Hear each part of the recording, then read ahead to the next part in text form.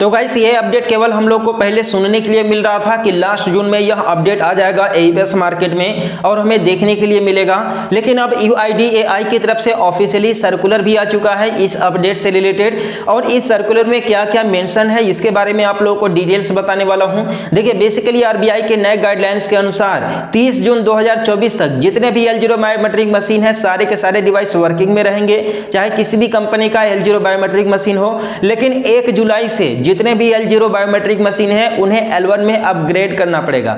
L1 में upgrade करने का मतलब यह है कि उनमें जो सॉफ्टवेयर है उनमें चेंजमेंट होगा। लेकिन बता दें कि सॉफ्टवेयर चेंजमेंट करने से बेटर यह है कि आप लोग L1 मॉडल का दूसरा बायोमेट्रिक मशीन ले सकते हैं। यानी कि आरबीआई के गाइडलाइन के अनुसार 30 जून के बाद जितने भी L0 बायोमेट्रिक मशीन है वो काम नहीं करेंगे और सीएसपी संचालकों को नया बायोमेट्रिक मशीन L1 मॉडल का लेना पड़ेगा। तो बेसिकली इसी से रिलेटेड यूआईडीएआई की तरफ से जो है कि नया सर्कुलर आया है और इस सर्कुलर में क्या क्या मेंशन है इसके बारे में भी आप लोगों को डिटेल से बताने वाला हूं। तो वीडियो को बिना स्किप किए पूरा देखिएगा जिससे कि आप लोग को सही और सटीक जानकारी मिल सके। तो सबसे पहले रोनेट कंपनी की तरफ से आने वाली इस अपडेट के बारे में जान लेते हैं कि रोनेट कंपनी की तरफ से क्या नोटिफिकेशन जारी किया गया है अपने रिटेलरों के लिए, अपने डिस्ट्रीब्यूटर लोगों के लिए। बेसिकली इसमें यहाँ पर लिखा हुआ है, आप देख सकते हैं कि आरबीआई के नए रूल के अनुसार 30 जून के दिन सभी पुरानी L0 डिवाइस बंद हो जाएंगी। आप सभी डिस्ट्रीब्यूटर से मेरा निवेदन है कि आज ही अपने रिटेलर से कांटेक्ट करें, साथ में उन्हें L1 डिवाइस जल्द से जल्द प्रोवाइड करने का कष्ट करें।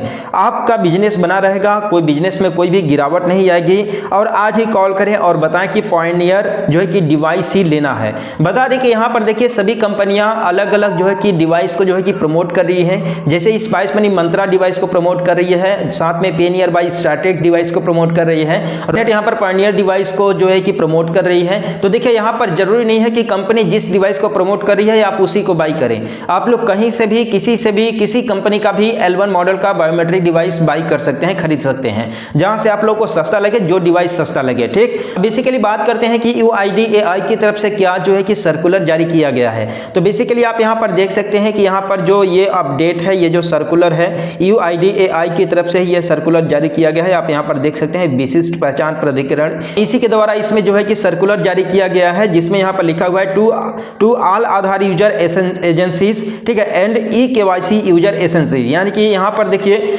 आधार यूजर लोगों के लिए भी है, प्लस यहां पर जो आधार एजेंसीज हैं उन लोगों के लिए भी यह सर्कुलर है।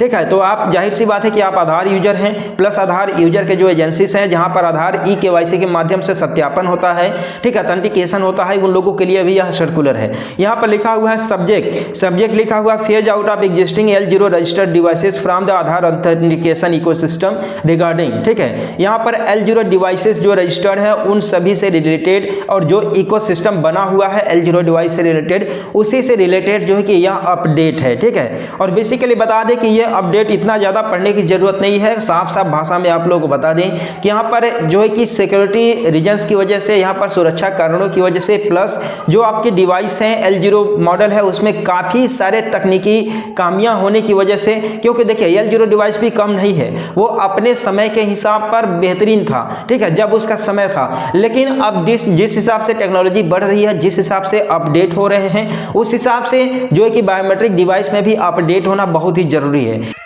क्योंकि आप सभी को पता होगा कि जितने भी L0 बायोमेट्रिक मशीन है वो सिलिकॉन फिंगर जो होते हैं, जो लोग जो है कि स्कैम करते हैं लोगों के साथ, ठीक है, नकली फिंगरप्रिंट जो होते हैं उन्हें जो है कि स्कैन कर लेते हैं, उन्हें एक्सेप्ट कर लेते हैं। ठीक है, लेकिन जो L1 बायोमेट्रिक मशीन है उन्हें जो है कि एक्सेप्ट नहीं करेंगे, वो तुरंत उन्हें कैटेगराइज कर देंगे। और खास तौर से इसीलिए जो है कि L1 मॉडल जो है कि लाया जा रहा है, और इसी से रिलेटेड देखिए यह अपडेट है। और बता दें कि यह अपडेट जो है कि यूआईडीएआई की तरफ से जो है कि जारी किया गया है, और इसमें खास चीजें जो है कि मेंशन है। जैसे इसमें एक और चीज इसमें मेंशन है, यहां पर लिखा हुआ है therefore you will be participate in fingerprint L0 registered devices shall not be allowed to continue the ecosystem on the account safety and security of the Aadhaar authentication transactions and it has been decided to out of the such devices. यानी कि यहां पर यह बोला जा रहा है कि जो सिक्योरिटी सिस्टम है एईपीएस ट्रांजैक्शन को लेकर के, चाहे किसी भी तरह का डिजिटली ट्रांजैक्शन अगर करते हैं आप जो है कि आधार ऑथेंटिकेशन के माध्यम से,